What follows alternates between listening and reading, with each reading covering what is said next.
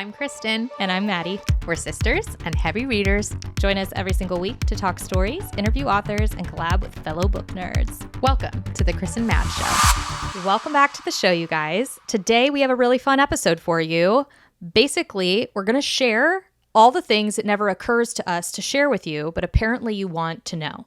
So we went ahead and asked our family on Patreon what they'd love to know. And wow, there's just a whole gamut of things that we just would never have thought people would want to know about us, but apparently they're curious.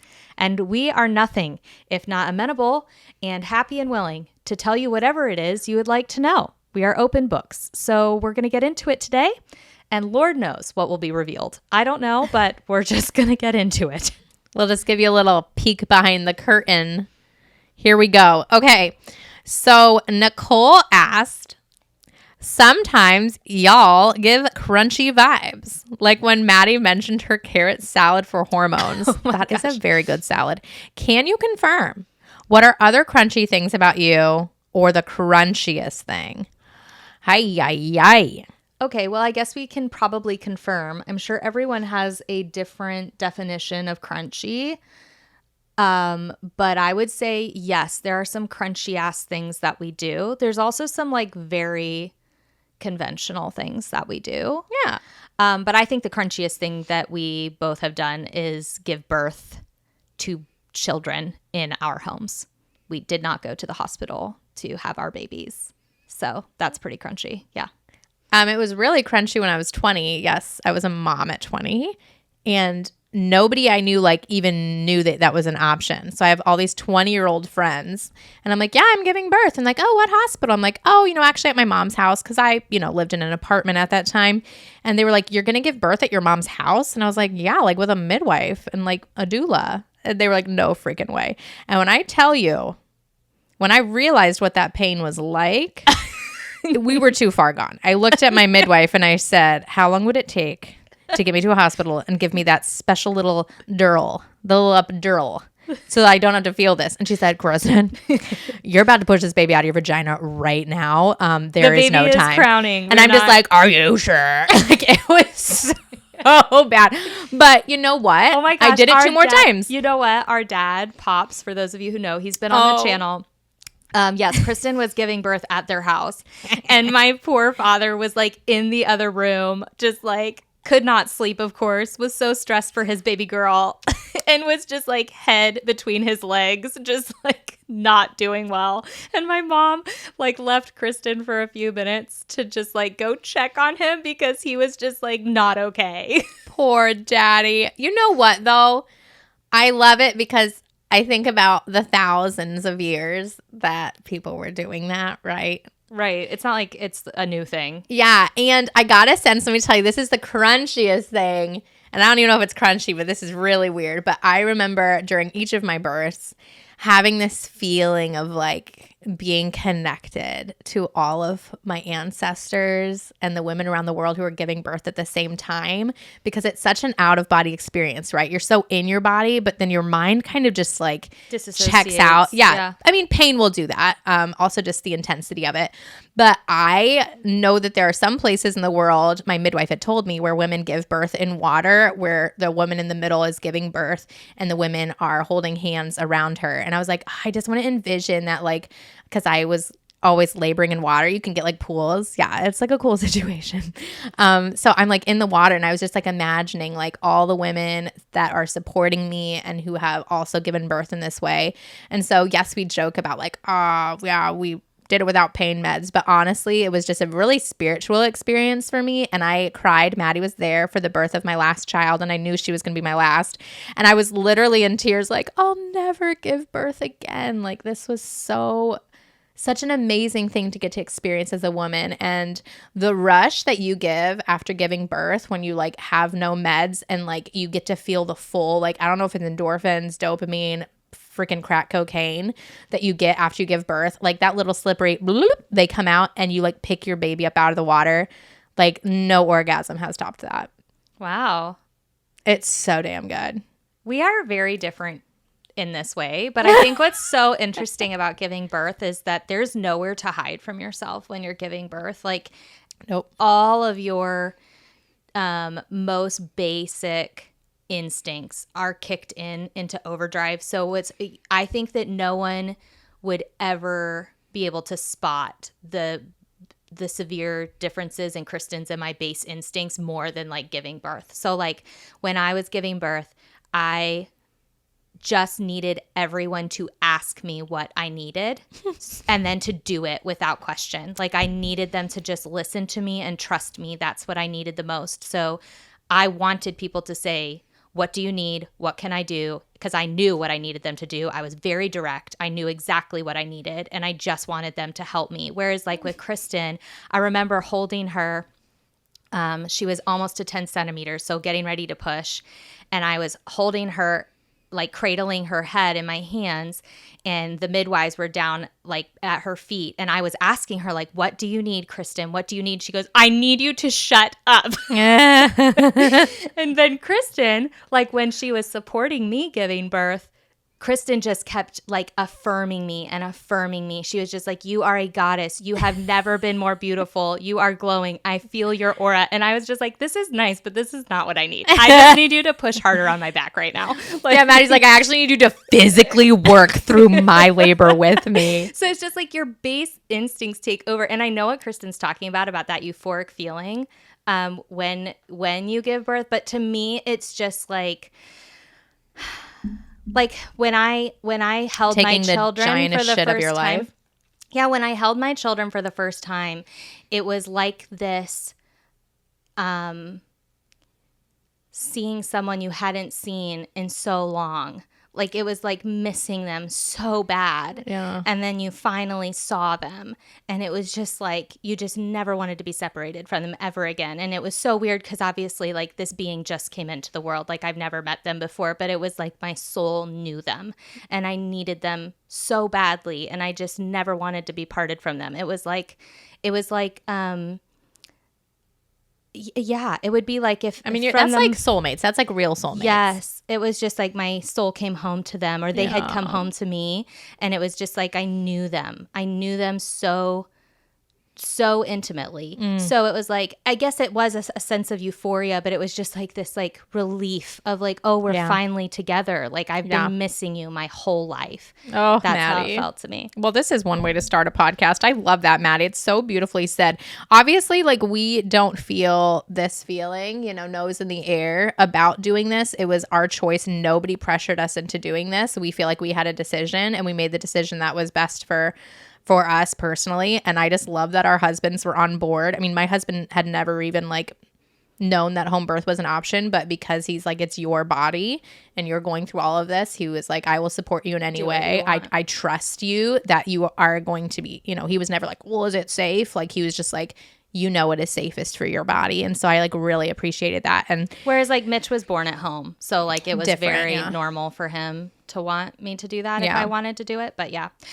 Other weird crunchy things we do is like I take natural supplements. I see a naturopath who's really just like a muscle tester to tell me what to take for vitamins and supplements. I think that's pretty weird. Like you weirdo. I literally call him a witch doctor. So I mean, that's a thing that I do. I love that song at Halloween. I call the witch doctor. But I feel like there's very conventional things we do. Like Kristen and I get acrylic nails done at a nail salon. Kristen and I dye our hair. Fake tan myself. Right. But I would say another crunchy thing, well, I don't even know if this is crunchy, but like I like use sage and Maddie and I read tarot and I've meditated for a decade now.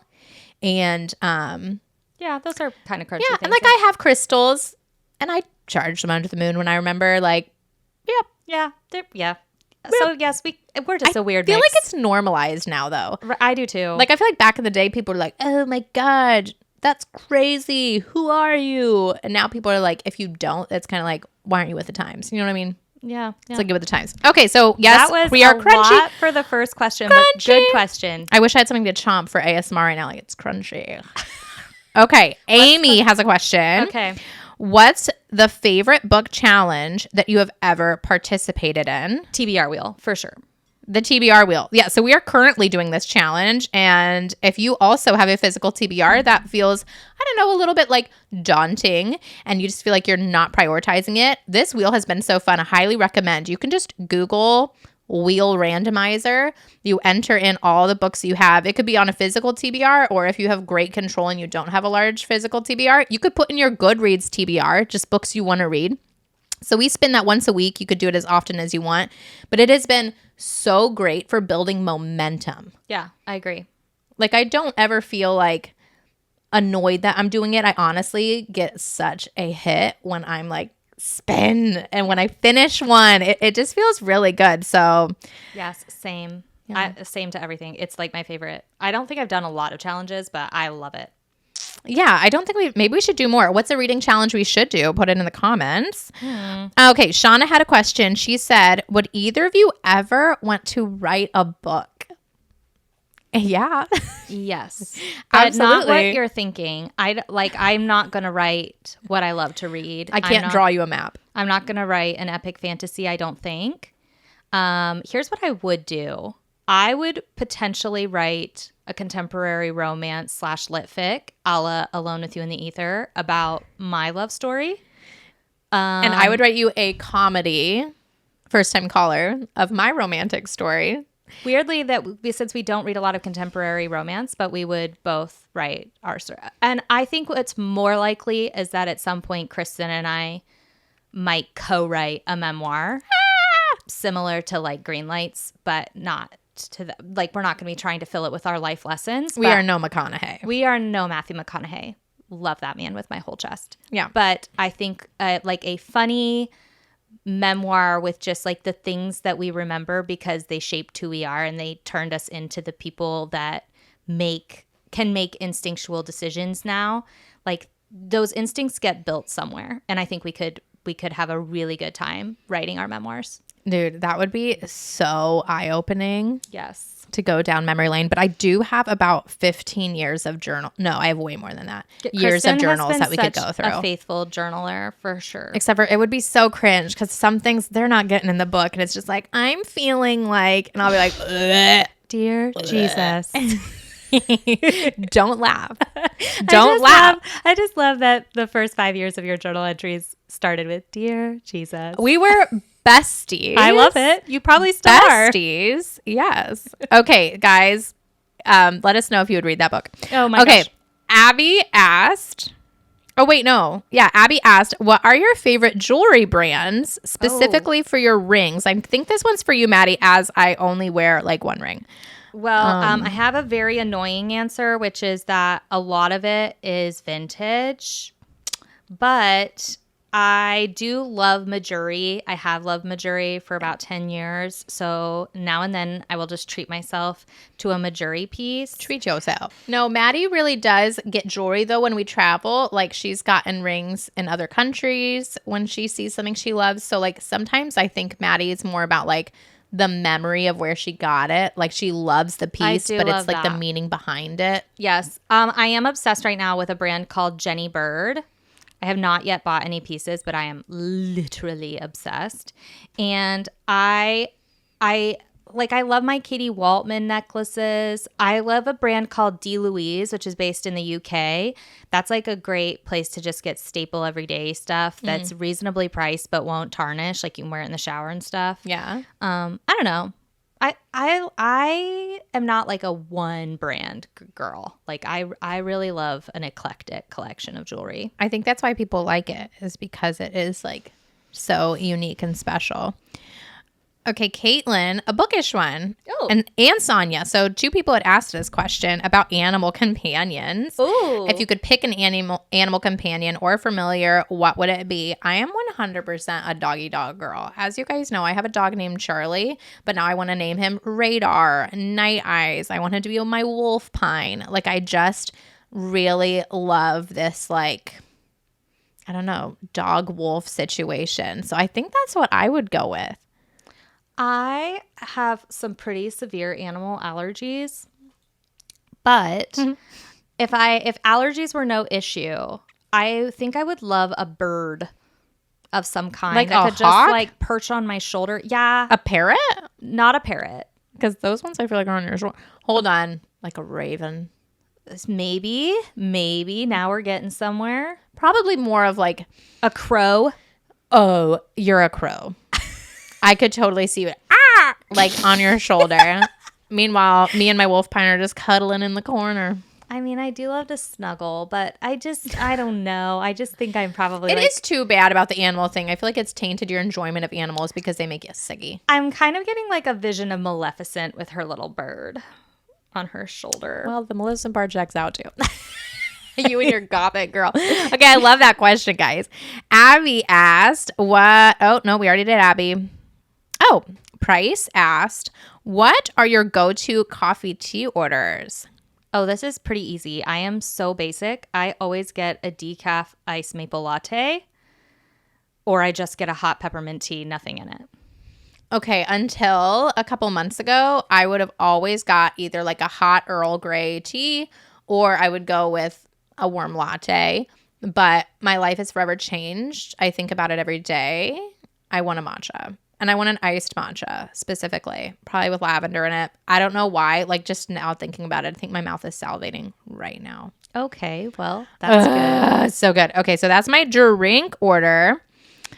Oh, this one is so good. So Price also asked this question. Top 5 comfort shows and movies. Oh, okay. Let's get into this. Okay, so we have... I think we have all the same ones. Okay, well, literally Gilmore Girls is both of us. Gilmore Girls, for sure. I watch You've Got Mail every fall, and I watch The Holiday every Christmas. Oh my gosh, and Sense and Sensibility and Lord of the Rings. Sense and Sensibility and Lord of the Rings are like year long. Anytime I just need to go back to like a safe place, I just watch one of those movies. Yep. Also, you may or may not have heard us sing Newsies songs on our channel before. Oh yeah, the Newsies is my favorite musical. And I would say Summer Stock is like a very old school Gene Kelly, Judy Garland. Yes. Okay, that might be tied for my favorite musical. I can't with his tap dancing. I'm sorry, it's so good. Also like the 1950s farm life. Dig, brother, dig. Dig, brother, dig. Like I literally can imagine that whole movie from scene to scene. From I start just to finish. love that in Summer Stock, the opening scene is where she's singing and like she gets ready in the morning and it's like her little shower, like a and circle. then she puts on her little overalls and she's like, if you feel like singing, sing, tra-la-la your cares away. I'm obsessed. Thank you, Mom. I love that. She musical. has such taste. I need to watch that. But also, stat. Gene Kelly is the OG crush of my life. Give me those high-waisted pants with a nice little like sweater vest. What a man. Also, Harry Potter Yes. is comfort. Yeah. I have a weird one. Okay. It's Outlander season 1 until episode 5. Because Outlander season 1, episodes 1 through 5. Literally get me to the wedding and then I'm just like, and we're going to block the rest of this out. But I will rewatch that part of season 1 and oh my gosh, the comfort. Yes. I feel. I know. That was a great question. I love that one. Okay. Jenna has a question. If you had to pick a new place to live, where would you move? One place in the U.S., one place abroad.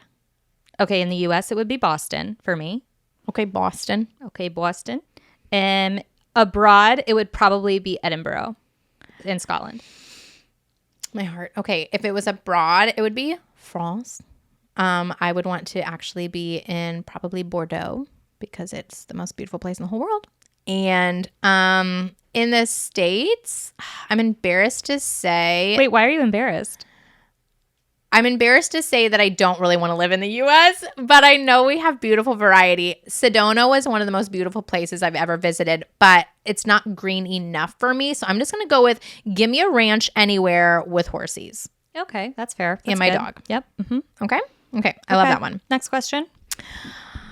Oh, Bree asked, would love to know how you both approach health and wellness, fitness, nutrition, mental health, etc. And if you want your relationship with it and how you got there over the years. Okay. Because it is a journey. I am going to time us because I feel like we could do an entire episode on this and that is not our brand. So, I mean, it is our life though. Yes. Let's just keep this to 5 minutes. Okay. Go, Kristen. Let's talk about your philosophy on health, fitness. Well, how do you do it? Go ahead. Okay. How'd you get here? I think that movement has always been like my favoriteest thing ever. Like sitting still makes a lot of people happy. For me, it is like movement makes me massively happy. So over the years, I have done movement through dance, cheer, very minimal sports. So let's not get into that too much. But I am a pickler now. I do pickleball. Yeah. I take heels dance classes as an adult. I think I'm going to join a hip hop troupe this year. I'm not even joking. Do not laugh. I expect you to be at the performance, Maddie. I will be there. With flowers. Yep, I will be. I will be your biggest cheerleader. I love it. Walking. But is it the running. one that we saw? Because I would join one with you if it wasn't the one we saw. I need to elevate them. Kristen, it was really sad watching that. I make all things better. You're going to join that troop? Maddie, I don't know. It's the only one I've seen in the area. Okay. Well, sometimes I feel like the speed of the leader is the speed of the gang, and I am a leader, so I will speed things up. Kristen, it was so rough. Anyways. Anywho, boo.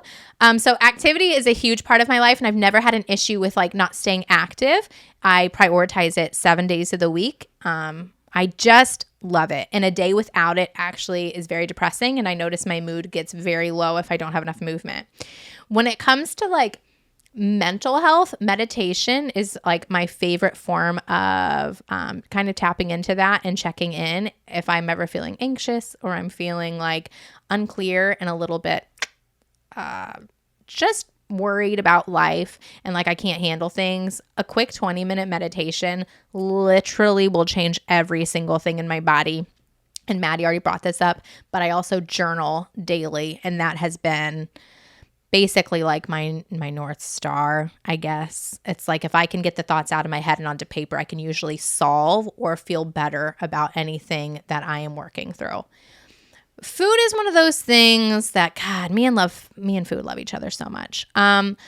I have always wanted to be smaller my whole life. Don't laugh. This is me being very honest, okay? But this is just you being a millennial. This is me just probably being a millennial. I mean, the thigh gap was invented during my time, right?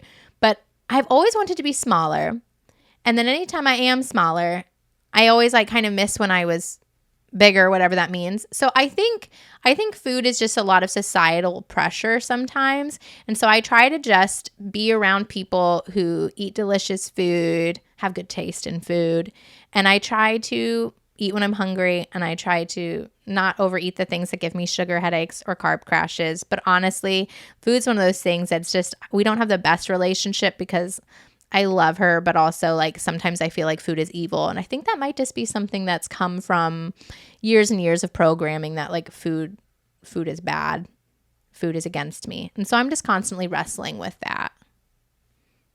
Do you think that answers their question? Yes, but I think that you made it sound more dramatic than it is. But I appreciate the honesty. But I am drama. Yes, but it's not like, I don't feel like you're a yo-yo dieter. I don't feel like you're like ever trying food crazes. No, but some days I eat a donut and I'm like, yes, girl, this is life. Live. Viva la vida. And then other days I eat it and I'm like, we're all going to die of cancer.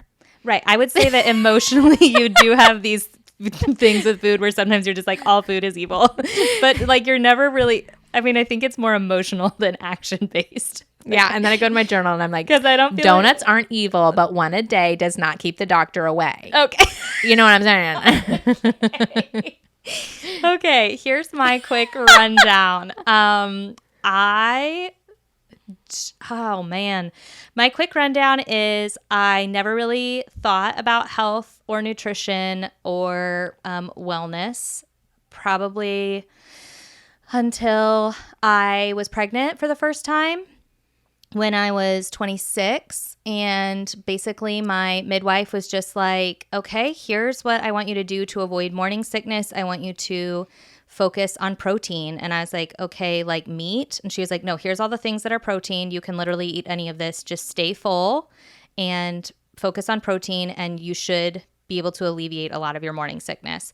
And make sure you're drinking water and you're walking, and so that you keep your balance and you keep your pelvic floor doing well. So like that was the first time I ever really thought about health. At 26. I was 26 years old. And then I had 2 babies, and I went to have a third baby, and I had 4 miscarriages in a row over about 2 years. And during that time, I got really serious about why was I having repeat miscarriages. And that's when I really dug into what is female physiology. What do our muscles and our organs want? How does my nervous system work? What is cell health? What is energy? How do we create it? What do minerals do in the body? What's the difference between a vitamin and a mineral? What's the difference between a fat-soluble vitamin and a water-soluble vitamin? How do they present in our food? Why are our foods more deficient in these nutrients now than they used to be? And so I did that research, and from that research was hugely motivated by me trying to fix this problem of this, I guess you would call it infertility, but I was getting pregnant every time I wanted to get pregnant. I just was not maintaining my pregnancies. So now I am no longer, our family is done. I'm not trying to have a baby anymore. I stopped trying to have a baby in 2023. So I think now I just use that knowledge I accumulated to focus on food as fuel. And so I just know a lot. Like, I just feel like the knowledge is in the back of my head. Like, I just look at food and I know what it's made of and I know what it needs. So if I'm having, if I'm having low energy, then I'll drink electrolytes. If I am feeling swollen, then I'll reduce some sodium. If I'm feeling really hungry and just feeling like I'm not getting satiated at meals, I will load protein and fiber. If my menstrual symptoms are weird, I'll reduce sugar. Like, there's just things, like, I just play with it just depending on what my body feels like. So I would say I'm a pretty intuitive. Yes. I'm just like intuitive with health and wellness. And I just use the stuff that I've learned to do that. I mean, mostly what I prioritize is sleep.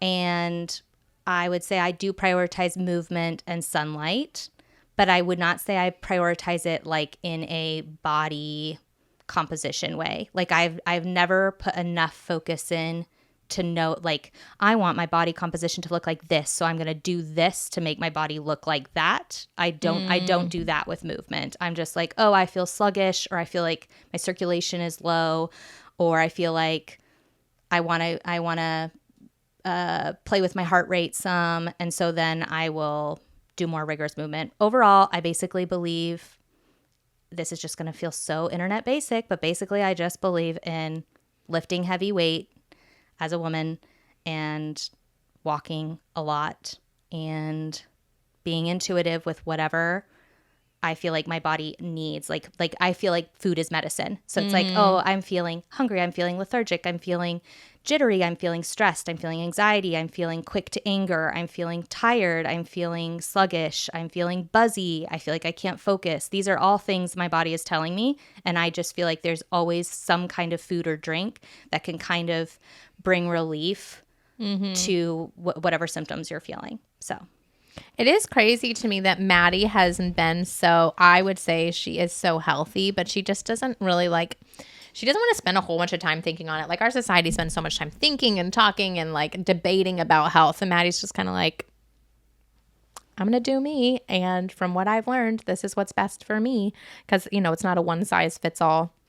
I think that's all. I was going to say, I miss you weightlifting with me. Hopefully when the kids are back in school, we can do that more. I have every intention. But so my kids are home right now, and they're at this weird age where they're too old to go into childcare at the gym, and they're too young to work out with me.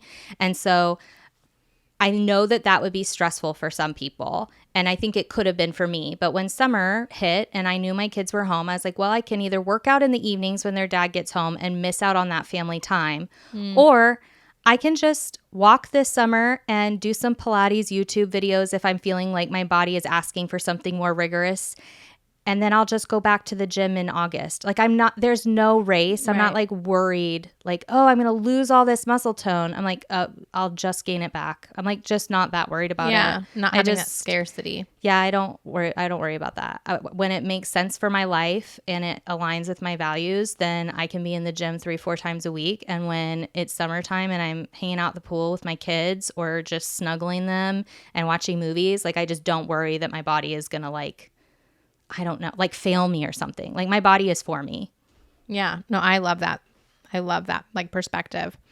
This is also kind of with our kids. So you just brought up our kids. Patty asked, is there a reason or a story behind your kids' names? The ones I've heard are so unique, and I love hearing baby name stories. Okay, Kristen, how did you come up with the name Robin? Was it the singer? Yes. So Robin, my eldest, she's 13. We named her Robin Rose. Rose is my grandmother's name, our grandmother's name.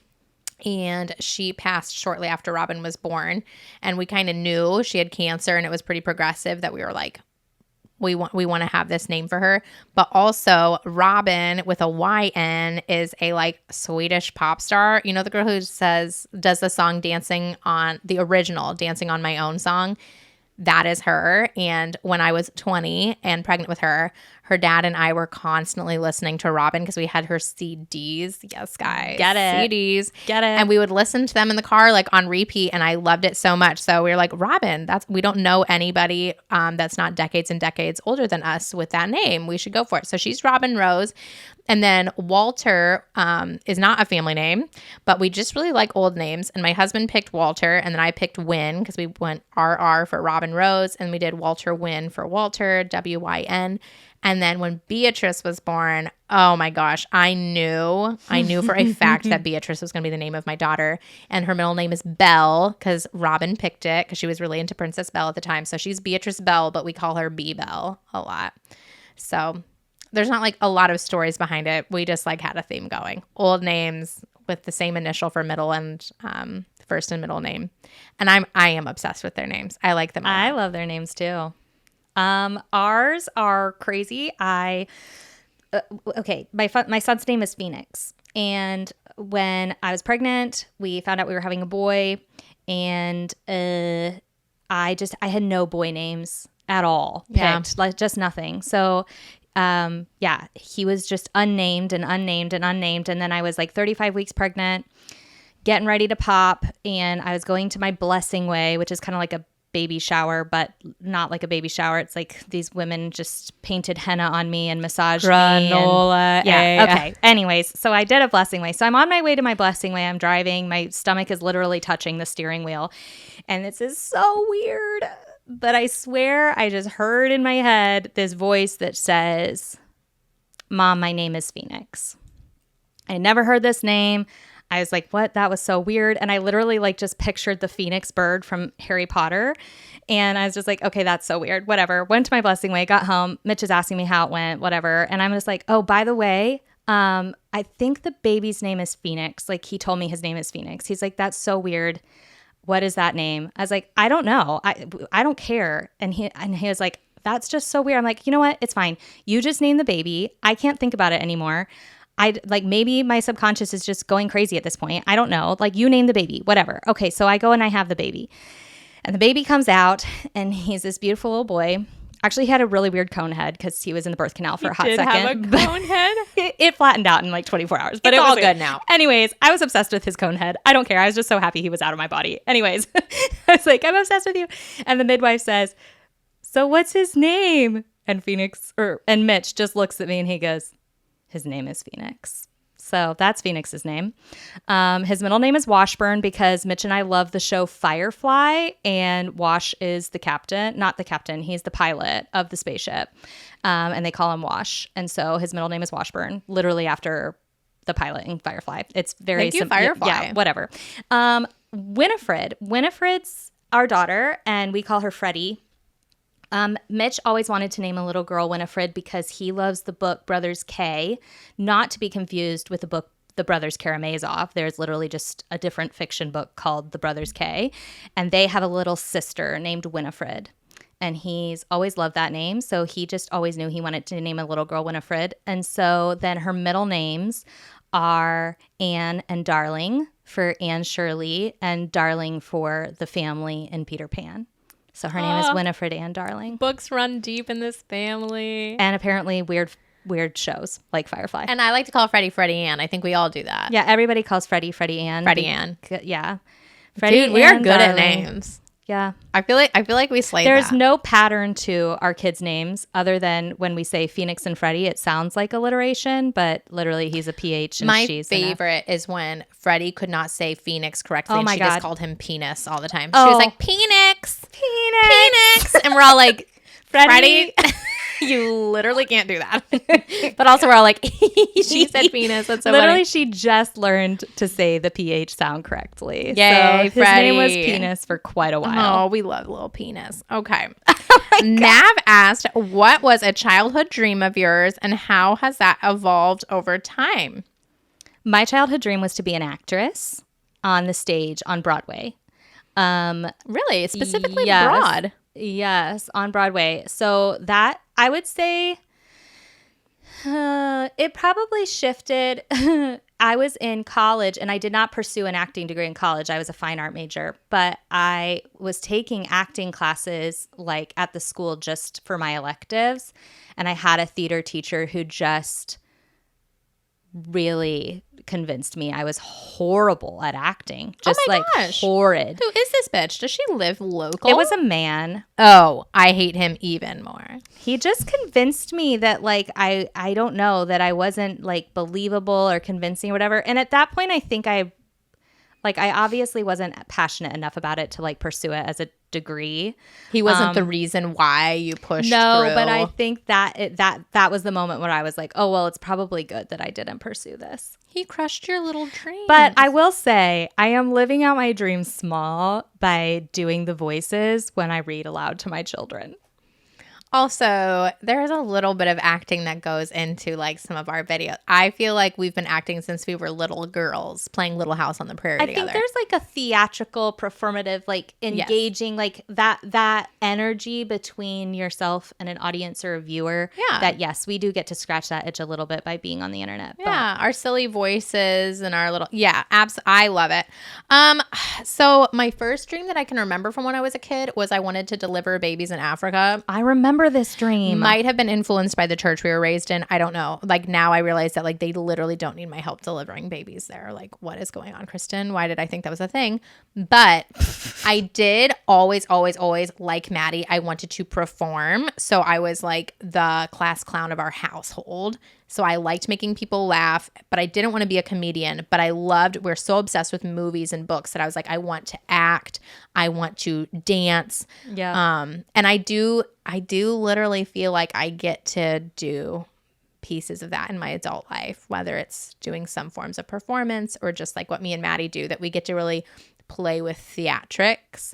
And I'm obsessed. Like sometimes I project into the future, like what are some big dreams that I have for my life? And because of what me and Maddie do now, I feel like some doors could open for both of us where we can even explore more of that, which would be very exciting. I think what I love about acting too is just that like it is just like very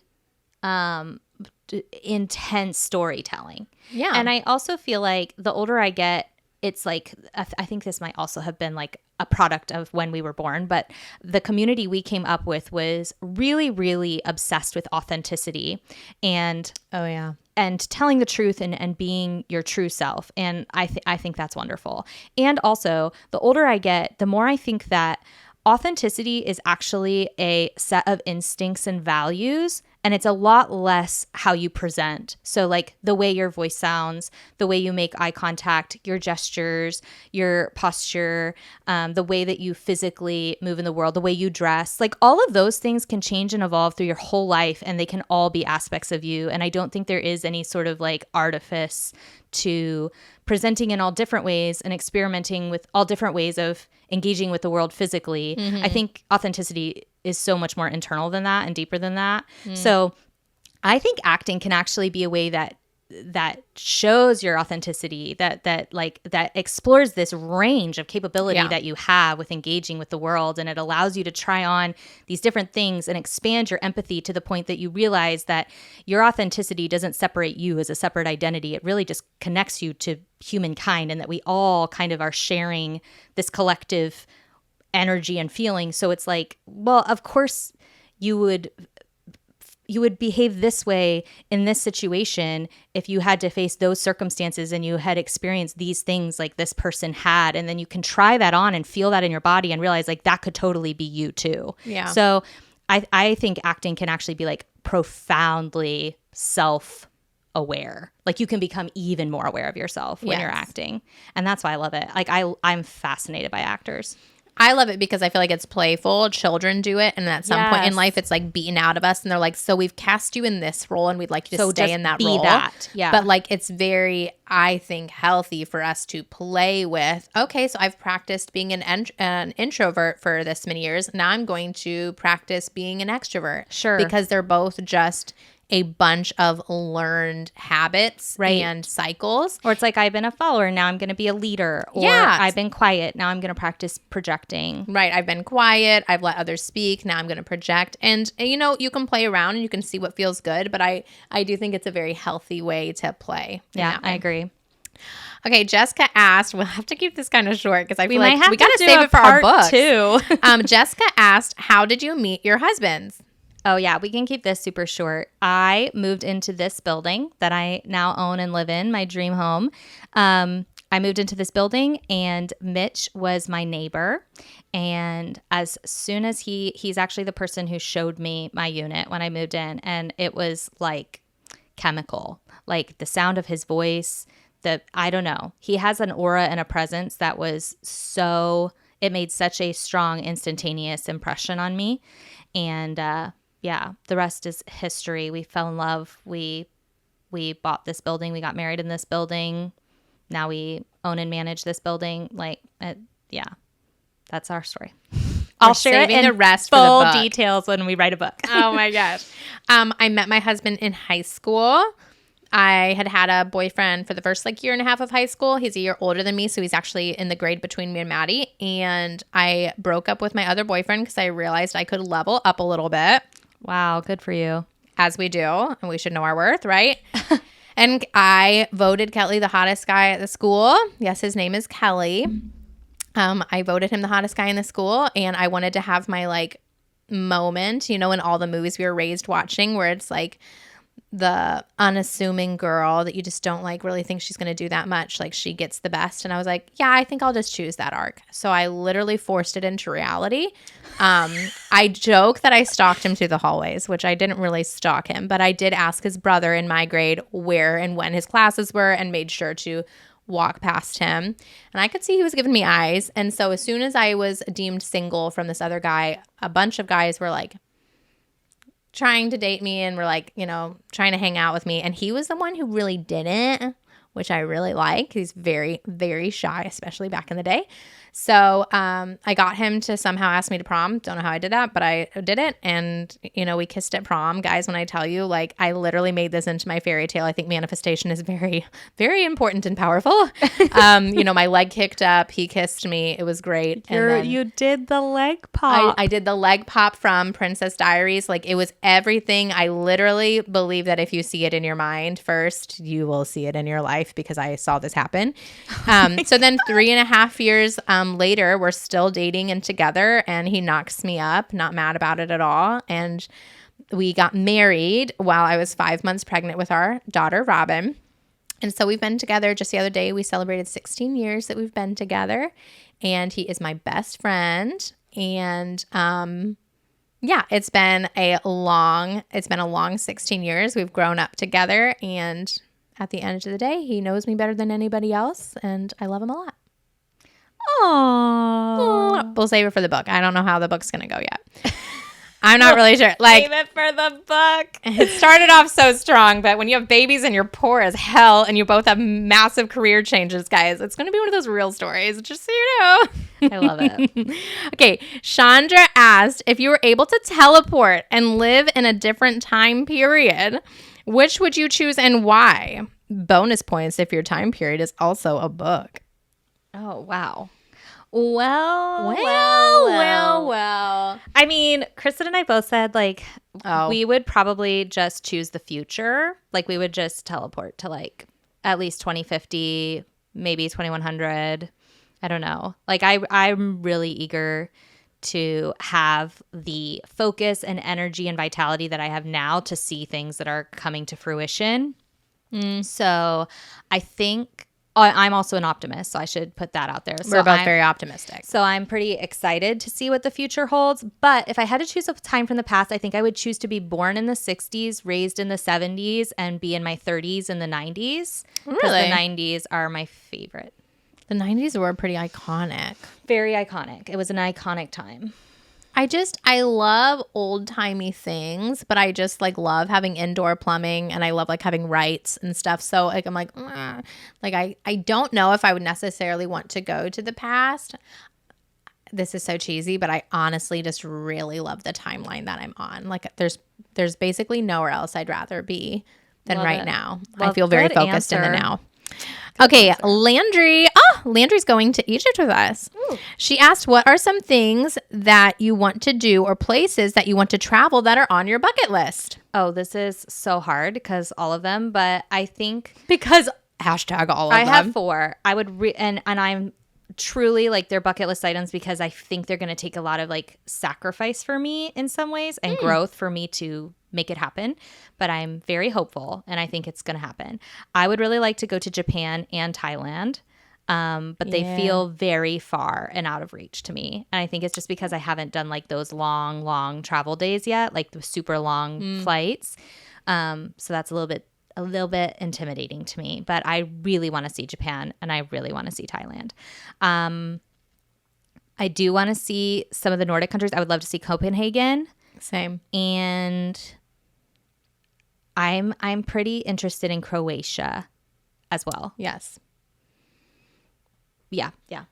Those are my top 4 right now, but there's many. There were ones creeping in there as I was talking. I know. It's like the more I think about it. So everybody and their mother has already been to Scotland except for me, and it kind of peeves me. So I'm definitely going to Scotland. That does not feel out of reach at all. It feels like I should book the flight today, essentially. Yep, that should happen. But I really want to go to Germany. There's a lot of German in our family. And there's a lot of German in my husband's family, and he's been there twice and has showed me these castles, and I'm like, I need to go. Oh man, sign me up. I would love to go to Switzerland. Yes, That's me a too. hard yes The for me. Alps, let's go. Honestly, I would go to New Zealand in a heartbeat. Oh, and Australia. Just kidding. Those are definitely my top 3. Yeah. So I'm on. But again, it's the plane flights. I'm just It's like the plane flights, but you know what? First class. Like we have to make this happen. Yeah, let's We've just never done save it. all I'm of our gonna do it. pennies and make that happen. But Maddie and I have got to travel to so many cool places that were on my bucket list through our business. Like we have gone on these trips with an awesome company. And what do we have now? Is it 5? Yeah, because we went to Ireland twice. Well, back to back. And we went to Spain. No, we went to We Italy. went to Italy. Thank And you. now we're about to go to Portugal and we're Spain. extending to go to Spain for some days. And then we're also doing Egypt in January. So it's so fun too when you go on these trips and you're with other explorers. I think it's made my love of traveling even bigger because when you're around people who travel a lot and don't see it as like hurdles that you can't get over, they're just hurdles and you can get over them. You just start like having this new like belief that you're like, the world is a big place. We live in a time where like you are able to travel more conveniently than ever. So well, yeah, I love that question. You just embrace like the adventure of it. Yes. Yeah. Because it's not The like sacrifice of always it. roses. Yeah. Okay. Corey said, if you could wake up tomorrow in any fantasy world, either one from a specific book series or elements of your favorite books, where would you go? Ketterdam. Ketterdam for you? Yes. I'm going to say the Shire. Like if I could wake up in the Shire and like literally have tea and pastries, walk around, I would love a little walkie with my dog through there. And then like probably take an afternoon nap in the grass or under a tree, read a book. And then that night dance on tables with Merry and Pippin drinking mead. Okay, you sold me. That's fine. Let's go to the Shire. Say less. Like maybe I'd smoke a pipe for the first time. Like nothing's off the table. I smoked a lot of pipes in my youth. I would be so tall though. You would be a very tall hobbit. Yes. Oh my gosh, but then me and Gandalf could. Yeah, you and Dance Gandalf together. could Okay. dance. Or if Aragorn's available. Okay, Amy asked, what are some books that you would have never read based on their covers that you actually loved? The Greenbone Saga. Yeah, those aren't my favorite. I haven't read it yet though, but I'm gonna read it. Everybody loves it. I kind of like the throwback books that some people think of as ugly. I would probably have to go with, there's a lot of contemporary romance books that give me the ick on the outside. Like, I don't really like that cartoony look normally. I would say First Time Caller is one of the first times that I like really liked it. So I would say there's some contemporary romances. Love in Other Words is one of my favorite contemporary romances. And I wouldn't say the cover sold me, but that is a great book. Yeah, I agree. Yeah, so really contemporary romance is hard for me. Like, it's so weird because I think sci-fi books have like such cool covers, and I don't think all sci-fi are for me. Yeah. But I tend to like those. Okay, that was a great one. Okay, Elena asked, what are some tips for trying to get out of a reading slump? Or do you have go-to books that you recommend to get out of a slump? And that she says that this could be in any genre. I think I should let Kristen answer this question because I truly don't believe I've ever been in a reading slump. I don't think I understand how they work. She doesn't even really believe in slumps. Okay, so my version of a reading slump is I'm still reading. I'm just not really having a great time. And I'm not as excited to pick up my books. So whenever I feel that way, I just stop reading that book. Because sometimes I don't know if it's a mood thing or what it is, but sometimes it's like if you're not jiving with a book, that doesn't mean like books are bad or that you're not a reader anymore. It just means you're probably reading the wrong thing. So I would switch it up. I think Blake Crouch is a great way to just get the momentum of flipping the page. But also I just finished 2 Stephen Kings in the last month, and they are long books, but I feel like are very like enticing. Like when you're in it, you're just like, oh yeah. Like when I'm not reading, I wish I was reading it. Here's my question about this, because I believe in like our soul's alignment. So I'm just questioning, like with anything, be it going to the gym, taking walks with your kids, cleaning your house, reading, whatever it may be. I'm just like, if you're feeling like you're pushing against something and having to put too much effort in to make it happen, maybe it's just not the thing for you. For right now. Yeah. That would be my question. Well, I'm just like, for me, reading never feels like a chore. Ever. It never has. And so I'm just wondering. Oh, reading has definitely felt like a chore for me. Okay. So then I'm just like, maybe that means like, that's just not what your soul or your body wants right now. Right. Well, normally it's the book, I feel like. So I'm like, I know I like books. I love reading when it's a book I want to read. Sometimes I wonder if we're reading books because you're reading a book that your buddy reading with someone, but you're just not into it. So you're just like sticking in it. But it's putting you in a slump because you're like, I actually don't really like this. I would say like even when I was reading Onyx Storm and I knew that it was that it needed to be better than it was for me, I would still say even the experience of just like engaging with that work and thinking about the impact it was having on other people and wrestling with, okay, what is and isn't working for me about this was still a rewarding time for me. Oh my gosh, that's amazing. Like, I think this is why you keep questioning, like, why am I still reading The Wheel of Time, even though it's not a 5-star I am questioning books. I'm just like, because it's so in alignment for me to read it. Yeah. It just feels rewarding to read it. I love this for you. I don't think that's the case for everybody, but I think that that's great. And I know that you're telling the truth. Well, and I just think you can still be a reader even if you don't love reading all the time. Oh, sure. Yeah. Sometimes, you know what? I didn't mention this, but sometimes I just get really into a show for a while. Love that. And then you're like, oh, I forgot about that book I really wanted to read. Let's be a multi-interested queen. I love this. Yeah. I definitely... Reading sometimes feels like a chore for me, but it is usually because it's a book that I feel like I'm supposed to read or I'm supposed to like, and I'm just like, y'all can't box me in. That's so fair. Right? That's fair. Maggie said, no, they want to know what our Enneagram numbers we are. I have never taken the Enneagram. I think that Kristen is an Enneagram 7. Tell them what it is. Tell them how great I am. My understanding of the Enneagram 7 is this is someone who's multi-interested, enthusiastic, highly social, interested in new things, doesn't necessarily want to be in a rut and focused on one thing all the time. I feel like you're just describing me. Are you sure this is what the Enneagram 7 is? That's my understanding of what an Enneagram 7 is. Okay. Well, weigh in if you guys think I'm a 7. I feel like when I'm high vibe, I'm a 7. But you were talking about some of these other. Oh, there's an 8, which is similar to a 7, but they're a little bit more assertive, demonstrative, sometimes combative. They're a little bit more focused on, I would say, being right more than having fun. I'd say like Enneagram 7s are very focused on fun, whereas Enneagram 8 is very focused on truth. And so that's not me. So that's you. I have taken Sometimes. the Enneagram many, many times, and I get a different number every single time. Many times. So you're the rainbow. It just depends on what's going on in your life, what your focus is. I think so. I love that. Who do you guys think? What do you think Maddie is? I have also taken the Myers-Briggs many times and always gotten a different answer, a different result. So funny though, because every time you take the Harry Potter quiz, you're always Slytherin. That is true. So that's very confusing to me. Slytherin. I will say I did a personality test that I paid for called the Big Five. Mm-hmm. And that was the most helpful and actionable personality test that I have ever taken. Everybody take the Big Five. Yeah, I think the acronym is OCEAN. So it tests you for openness, conscientiousness, extroversion, assertiveness, and neuroticism. And go figure, I score over 80% in every single category. So I would be on the test. I am highly open. I am highly conscientious, highly assertive, highly neurotic, and highly extroverted.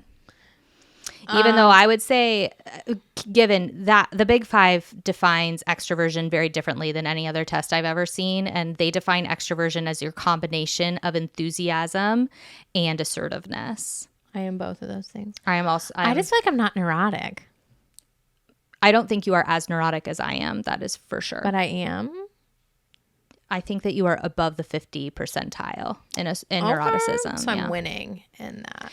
Only because your energy flows so much towards optimism and turning you're a very good spinner. You'll take any situation and immediately try to find the positive, which shows me that you're very, very, very aware of the negative.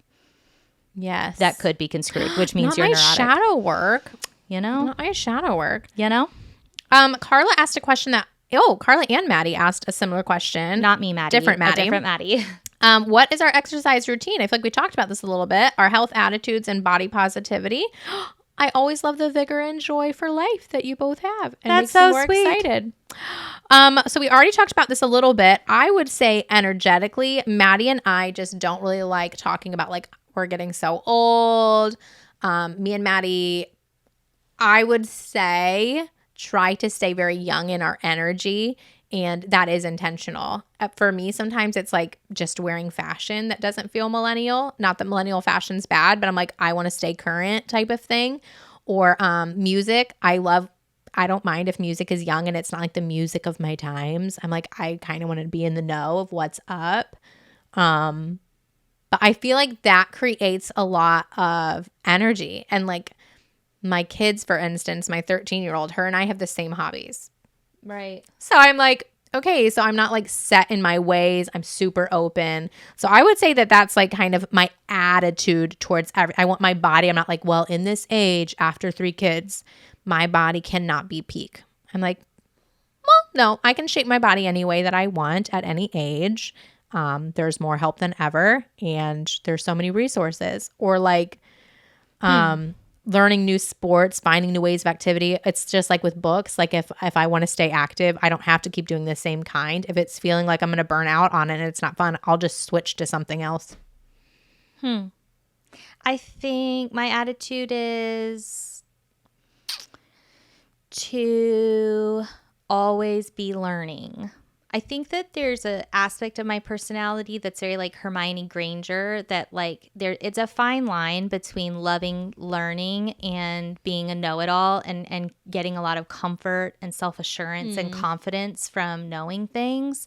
And I definitely can veer too far into that category. But nothing makes me feel more stagnant and old than feeling like I have everything figured out. And so I just embrace, like whenever I'm feeling like I'm in a rut or I'm feeling set in my ways, or like that's what makes me feel like the energy is low. And so when I need vigor and excitement, I just love to think about and make lists of all the things I don't know and all the things I could research and all of the books I haven't read and all the music that's coming out that I haven't listened to yet and the countries I haven't seen and the people that are going to come into my life and mean so much to me that I haven't even met yet.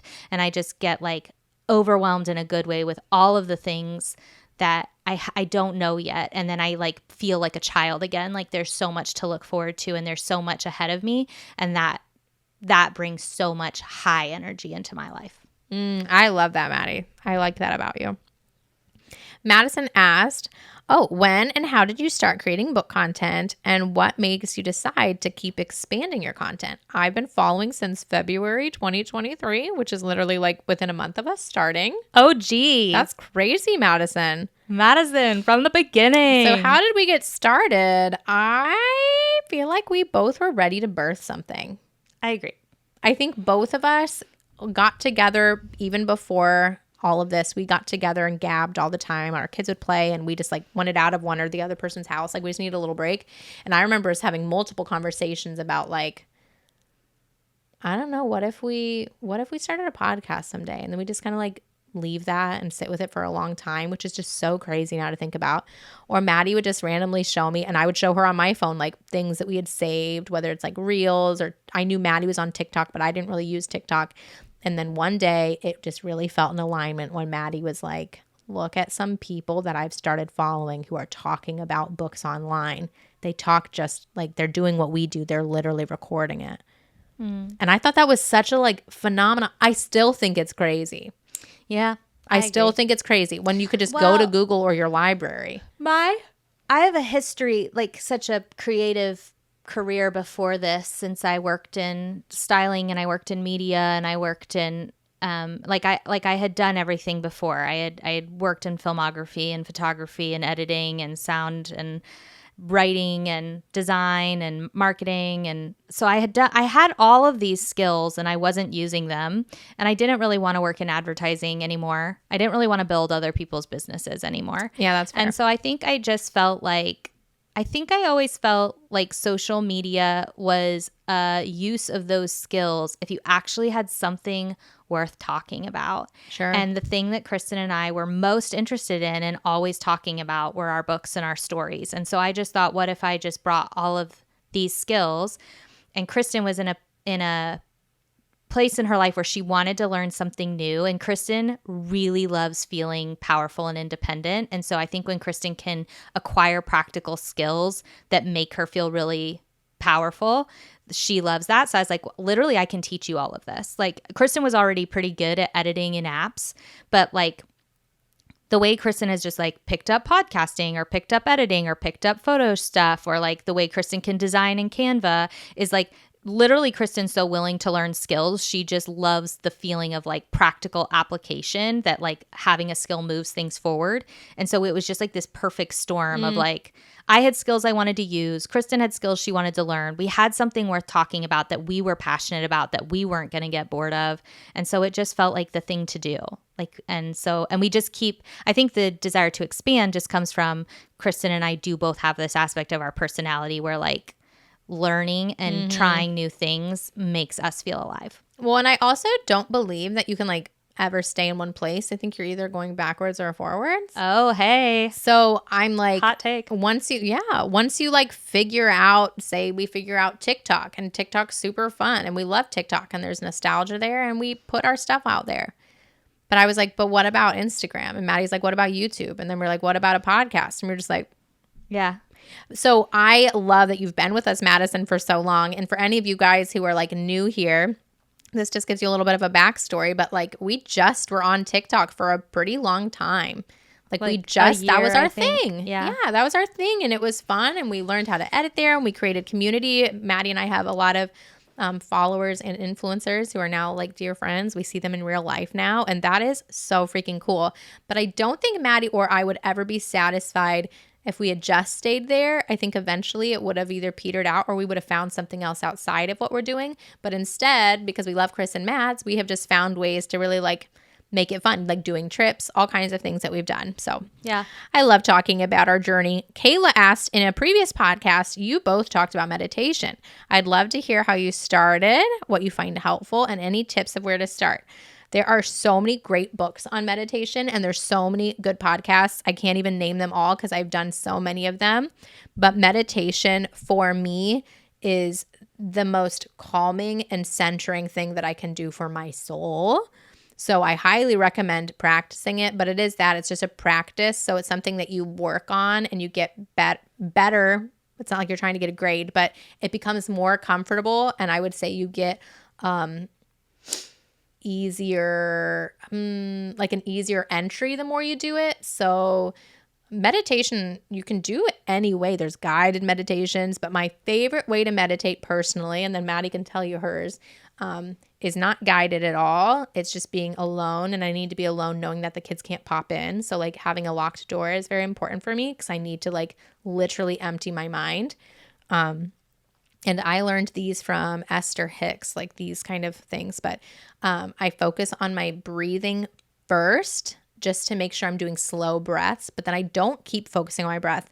I find the sound of like my air conditioner or the sound of a fan, and I just try to think on that sound for as long as I can. I'm just listening to it. And if my brain wanders, I'm like, that's okay, Kristen, but we're not going to think about that right now. And I go back to the fan.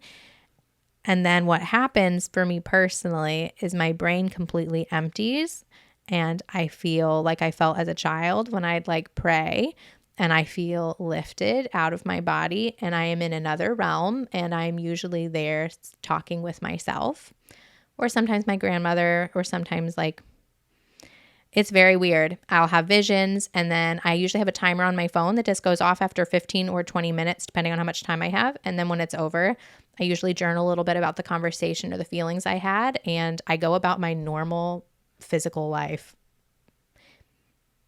It is awesome. I love this for you. People like to do psychedelics. I'm like, try meditating. Just give it a little try. I do not have a consistent meditation practice like Kristen does. I've just done it at different points in my life when I felt like I really needed it. But what my one suggestion, if you're like me and you kind of sporadically meditate and you don't have like a active daily practice of it, is that I think that there are baby steps to take towards mindfulness and contemplation, which I would say I fall into more than meditation. And that is like, I literally think step one, this is so fun, guys. This is okay. We're going to go. Step one. Step one is don't take your phone with you to the bathroom. Oh, on the pooper.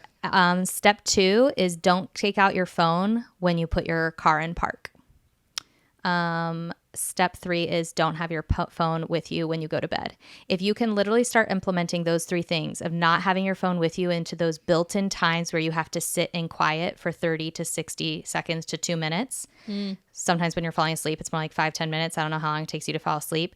But if you can just be quiet and not have a distraction and become aware of your own thoughts during those key times, that will be huge. That will be huge. It's just like building in. It's literally just reteaching yourself how to think about your own thoughts, how to contemplate what you're actually thinking about. It's just like noticing what your brain thinks about when it isn't being guided by something on your phone.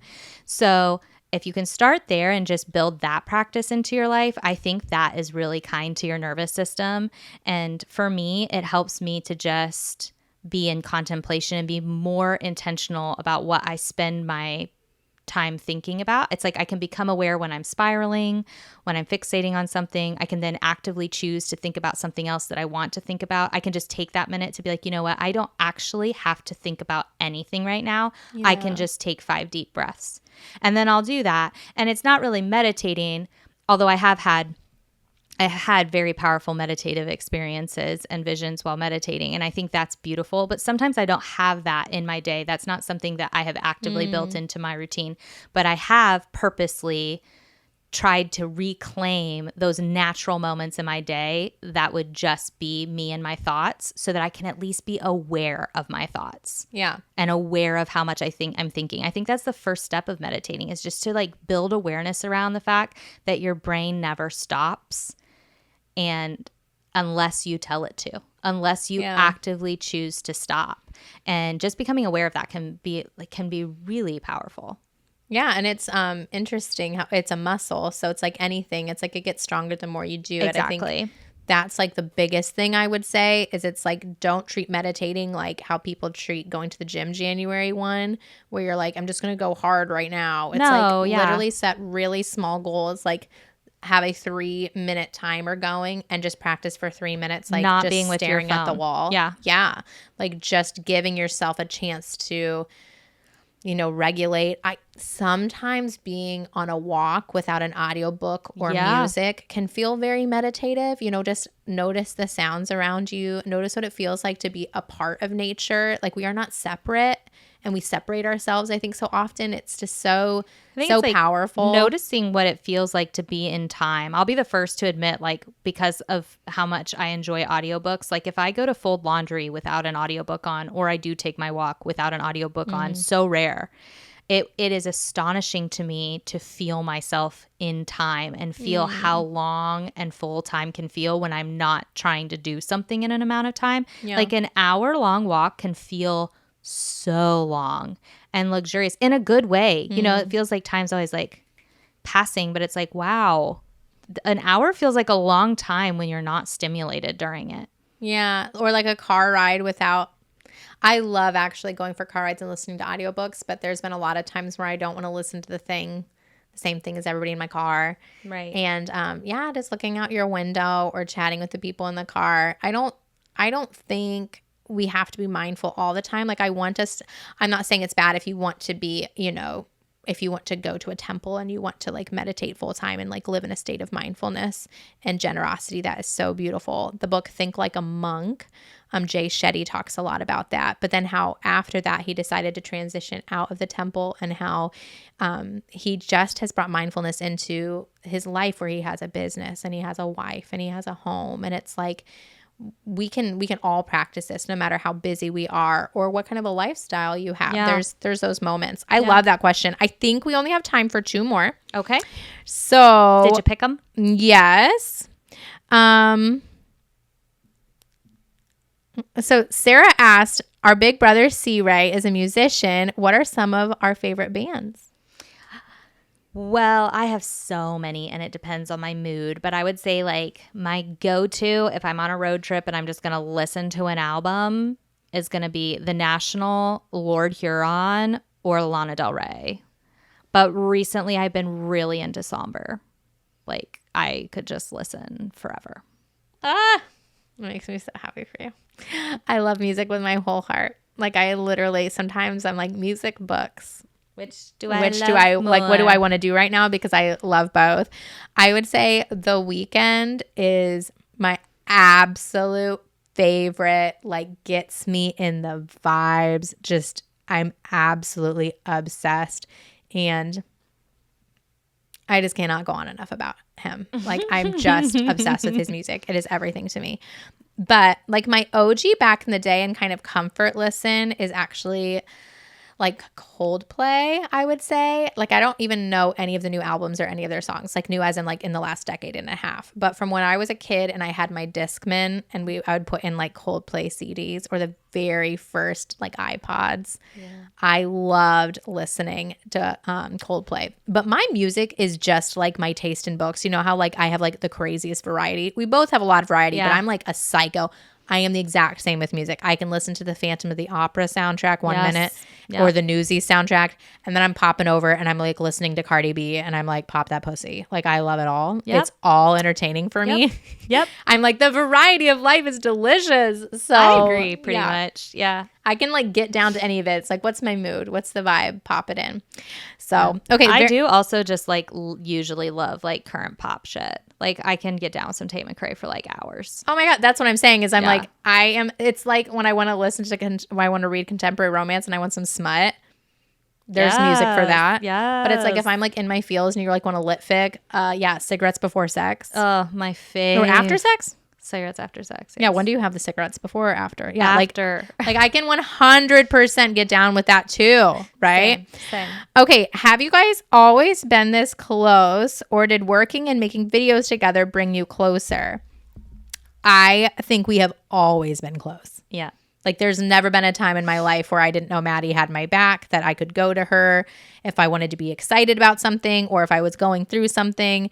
But also she's like one of the first people, I would say her and my husband are like the first people I want to like talk to about anything that's happened in my life. I'm like, oh my God, what would Maddie say? I have to tell her. Like that's just been forever. I do think we have so much time together now that I feel like we even spiritually are more in tandem now since creating content.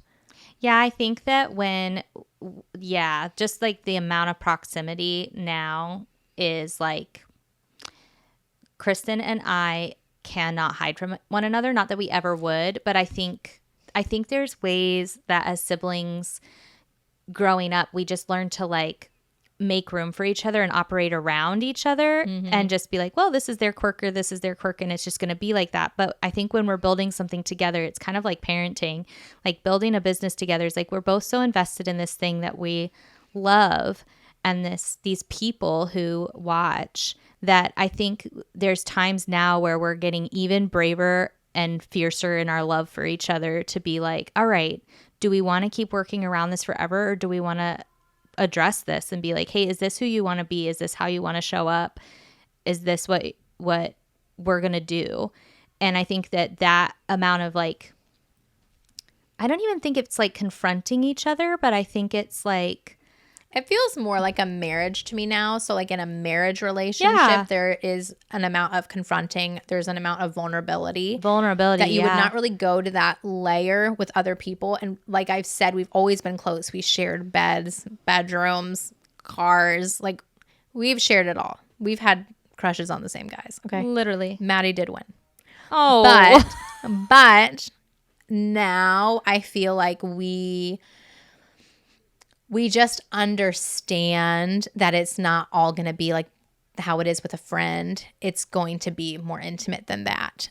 And there's nobody else I think I could ever, even my spouse, that I could do business like with the way I am doing it with Maddie.